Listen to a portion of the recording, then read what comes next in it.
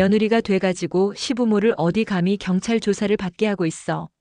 시아버지의 고함 소리가 복도에 울려 퍼졌습니다. 저는 그 자리에 얼어붙었습니다. 1억 2,500만 원을 빌려가 놓고 겨우 500만 원만 갚아놓고 오히려 저를 나무라는 겁니다. 결혼했으면 빚도 같이 지는 거잖아. 남편의 차가운 말이 떠올랐습니다. 그 순간 깨달았습니다. 9개월의 연애, 따뜻했던 프러포즈, 화목해 보였던 가족. 그 모든 게 계획된 사기였다는 것을. 저의 인생 이야기가 시작되기 전 구독과 좋아요 부탁드립니다. 그럼 시작합니다. 저는 30대 여성입니다.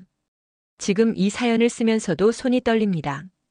제 인생에서 가장 행복했던 순간이 사실은 가장 큰 사기의 시작이었다는 걸 깨달았을 때의 그 충격을 아직도 생생하게 기억합니다. 9개월간의 연애 끝에 남편에게 프로포즈를 받았을 때 저는 세상에서 가장 행복한 사람이라고 믿었습니다. 남편은 다정했고 배려심이 깊었고 무엇보다 저를 진심으로 사랑하는 것처럼 보였습니다. 그의 가족도 함께 가방 사업을 하고 있었는데 시부모님은 오프라인 매장을 운영하시고 남편과 형수는 온라인으로 가방을 판매하고 있었습니다. 처음 인사드리러 시댁에 갔을 때 저는 압도당했습니다. 시부모님은 저를 마을 곳곳으로 데리고 다니시며 자랑스럽게 보여주셨습니다. 저 땅도 우리 거고 저 선산도 우리 거고 저기 보이는 꼬마 빌딩도 다 우리 거란다. 시아버지는 제 어깨를 다정하게 두드리시며 말씀하셨습니다. 우리 아들과 결혼하면 저 땅이랑 건물이랑 결국 다 내 것이 될 거야. 그때 제 가슴은 뛰었습니다. 물론 재산 때문에 설레는 건 아니었습니다. 제가 사랑하는 사람의 가족이 이렇게 든든하다는 것, 우리의 미래가 안정적일 것이라는 확신이 주는 안도감이었습니다. 형수 부부까지 함께였는데 가족 분위기가 정말 화목해 보였습니다. 다들 웃으며 서로를 챙기고 농담을 주고받는 모습이 너무 따뜻해 보였습니다. 남편과 상의해서 우리는 양가의 지원 없이 제가 가지고 있던 작은 집에서 신혼살림을 시작했습니다. 제 집이었지만 남편과 함께 꾸미는 신혼집은 설레고 행복했습니다. 가구를 고르고 커튼을 달고 작은 화분을 놓으며 이제 진짜 우리 가족이 시작되는구나 하는 생각에 가슴이 벅찼습니다. 하지만 행복은 그리 오래가지 않았습니다. 결혼하고 얼마 지나지 않아 남편과 사소한 말다툼을 했습니다. 신혼부부라면 누구나 겪는 그런 다툼이었습니다. 제가 조금 목소리를 높이자 남편은 지친 표정으로 말했습니다. 잠깐 바람 좀 쐬고 올게. 그리고 현관문을 나섰습니다.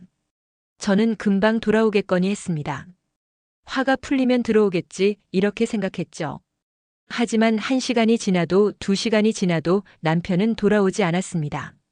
전화를 걸었지만 받지 않았고 문자를 보냈지만 읽지 않았습니다. 밤이 깊어지면서 불안감이 밀려왔습니다. 혹시 사고라도 난 건 아닐까? 손이 떨려 시부모님께 전화를 걸었지만 그쪽에서도 남편을 보지 못했다고 했습니다. 당시 저는 임신 중이었습니다.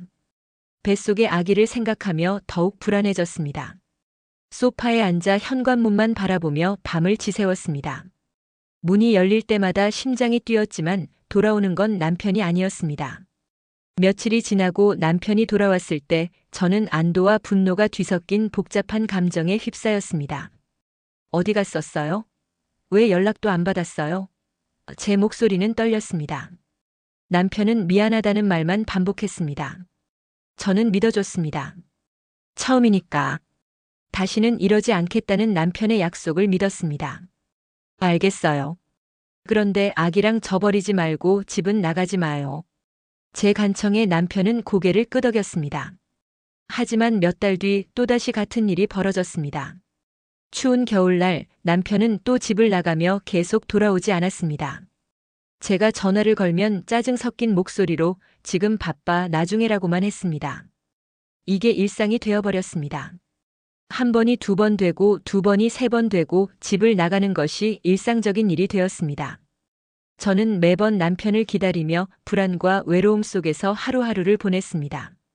임신 중인 몸으로 혼자 집에 남겨진 채 남편이 언제 돌아올지 모르는 상황에서 견디는 게 너무 힘들었습니다. 그러던 어느 날 남편이 갑자기 제게 부탁을 했습니다. 여보, 2천만 원만 빌려줄 수 있어? 갑작스러운 부탁에 저는 당황했습니다. 왜 갑자기 그런 큰 돈이 필요해요? 남편은 구체적인 설명 없이 꼭 필요하다고만 했습니다. 저는 거절했습니다. 신혼 살림에 그런 큰 돈을 함부로 쓸 수 없었고 무엇보다 이유를 제대로 말하지 않는 게 석연치 않았습니다. 그러자 남편은 잠깐 바람 좀 쐬고 오겠다며 또다시 집을 나갔습니다. 이번에도 1시간이 지나고 2시간이 지나도 돌아오지 않았습니다. 임신한 몸으로 또다시 밤을 혼자 지새우며 저는 울었습니다. 내가 뭘 잘못한 걸까? 왜 이런 일이 반복될까? 열흘이 지나서야 남편이 돌아왔습니다. 지친 얼굴로 들어선 남편은 뒤늦게 사정을 털어놓았습니다. 시부모님 가게가 적자 때문에 어려워. 도움이 필요해. 저는 가슴이 철렁 내려앉았습니다. 그렇게 든든해 보이던 시댁 사업이 어렵다니. 형수 남편한테 부탁해보면 안 돼요? 제가 물었을 때 남편은 고개를 떨구며 충격적인 고백을 했습니다. 사실, 그 사람은 형수 남편이 아니야. 그냥 남자친구고. 형수가 이혼을 2번이나 했었어. 그 말을 듣는 순간 머리가 멍해졌습니다. 그렇게 화목해 보였던 가족이, 그렇게 단란해 보였던 모습이 모두 거짓이었다는 건가요? 하지만 저는 그래도 가족이니까라는 생각으로 결국 2천만 원을 빌려줬습니다. 제가 모아둔 소중한 돈이었지만 남편의 가족을 도와야 한다는 책임감에 통장을 열었습니다. 하지만 이건 시작에 불과했습니다. 얼마 지나지 않아 시부모님이 직접 찾아오셨습니다. 시아버지는 심각한 표정으로 말씀하셨습니다. 우리 해외에 투자한 돈이 지금 묶여서 아무것도 못하고 있어. 그 선산이며 건물이며 다 있지만 지금은 현금이 없단다. 시어머니도 옆에서 눈물을 닦으며 미안하다, 며느리야라고 하셨습니다. 심지어 시아버지는 이렇게까지 말씀하셨습니다. 내가 여기서 무릎이라도 꿇겠다. 제발 좀 도와다오. 시어머니가 있는 자리에서 며느리인 제게 무릎을 꿇겠다는 말을 하시는 겁니다. 그 순간 저는 어떻게 해야 할지 몰랐습니다. 거절하면 불효녀가 되는 것 같았고 가족을 외면하는 나쁜 사람이 되는 것 같았습니다. 안 되면 그 땅하고 선산, 빌딩 다 팔아서라도 갚을게. 약속한다. 시아버지의 간절한 목소리에 저는 결국 결혼 전에 가지고 있던 작은 집을 팔았습니다. 그리고 남은 돈 8천만 원을 시부모님께 빌려드렸습니다. 제 전 재산이었습니다. 그 돈은 제가 몇 년을 모아서 장만한 집이었고 그 집을 판 돈이었습니다. 해외로 사업을 넓혀야 되는데 우리 돈이 다 묶였어. 조금만 도와주면 큰 이익을 낼 수 있어. 시부모님의 말씀을 저는 의심 없이 믿었습니다. 하지만 제 어머니는 뭔가 이상하다고 느끼셨습니다. 얘야, 뭔가 수상해. 사업이 잘 된다는 사람들이 왜 그렇게 급하게 돈을 빌리려고 하니? 어머니의 걱정에도 저는 엄마 가족인데 도와야죠라며 오히려 어머니를 설득했습니다. 어머니는 결국 직접 시부모님이 운영하는 매장을 찾아가셨습니다. 그리고 충격적인 광경을 목격하셨습니다. 매장 안에는 가방이 가득했는데 온통 가짜 명품 가방들이었습니다. 루이비통, 샤넬, 에르메스.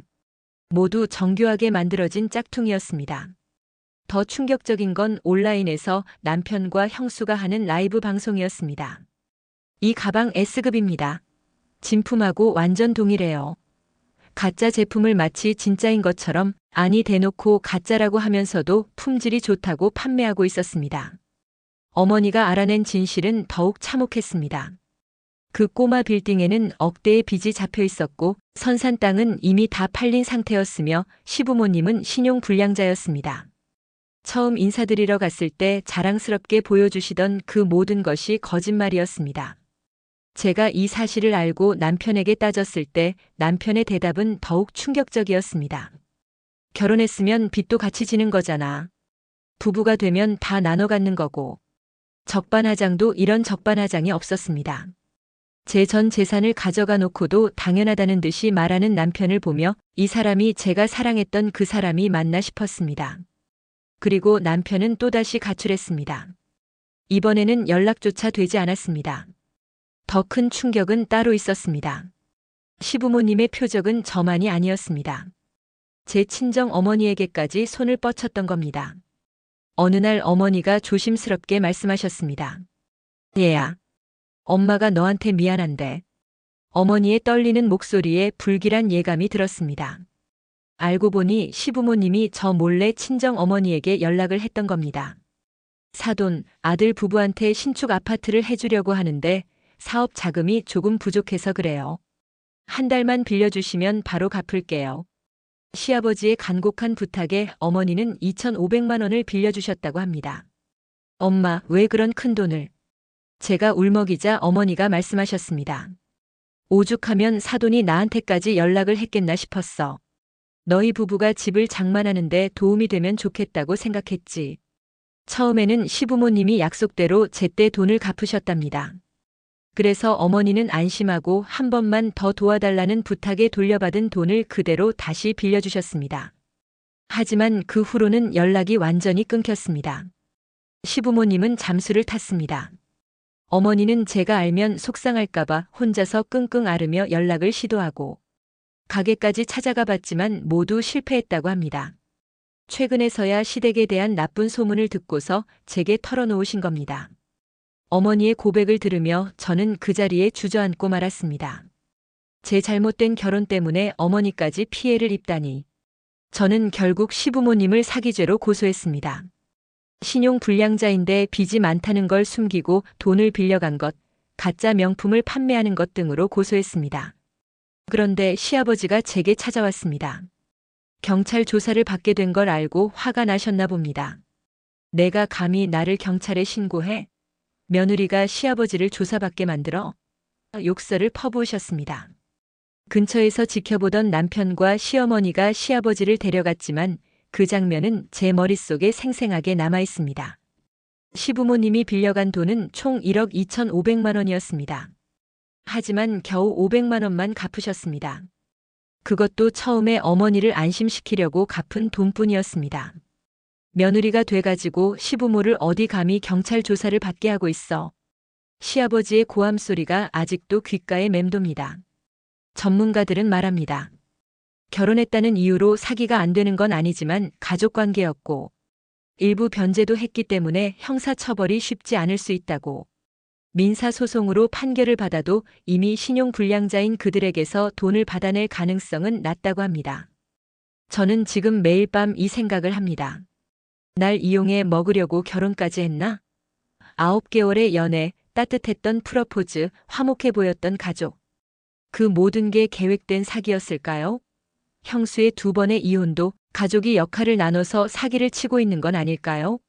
남편의 가출도 단순한 회피가 아니라 저를 조종하기 위한 수단이었던 걸까요? 집에 안 들어올 정도인데 날 안 도와줘? 라는 무언의 압박이었던 걸까요?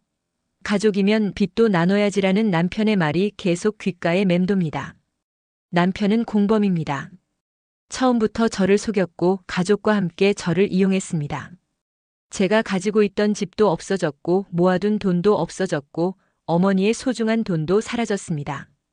남은 건 임신한 몸과 배신감, 그리고 앞으로 어떻게 살아가야 할지 모르는 막막함 뿐입니다. 하지만 저는 포기하지 않을 겁니다. 뱃속의 아이를 위해서라도 끝까지 싸울 겁니다. 비록 형사처벌은 어렵더라도 민사소송으로 판결을 받고 그들이 새로운 돈이 생기면 바로 갚을 수 있도록 압류를 걸어놓을 겁니다. 조금이라도 제 돈을 되찾을 수 있도록 최선을 다할 겁니다. 그리고 이 사연을 듣는 분들께 말씀드리고 싶습니다. 아무리 사랑하는 사람의 가족이라도 큰 돈을 빌려줄 때는 신중하셔야 합니다. 저처럼 선산이며 건물이며 보여주며 안심시키는 사람들도 있습니다. 하지만 그 모든 게 거짓일 수 있습니다. 결혼은 사랑의 시작이어야 하는데 제게는 사기의 시작이었습니다. 이 아픔을 딛고 일어서서 태어날 아이에게 떳떳한 엄마가 되고 싶습니다. 긴 이야기 들어주셔서 감사합니다. 이 사연이 도움이 되셨다면 구독과 좋아요로 응원해주세요. 여러분의 관심이 큰 힘이 됩니다.